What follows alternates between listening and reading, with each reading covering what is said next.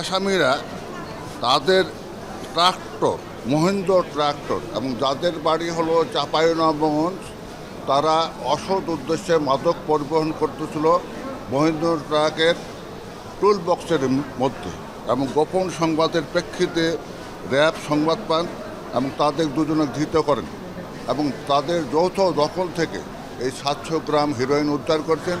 যেহেতু এটা 25 গ্রামের ঊর্ধ্বে, সুতরাং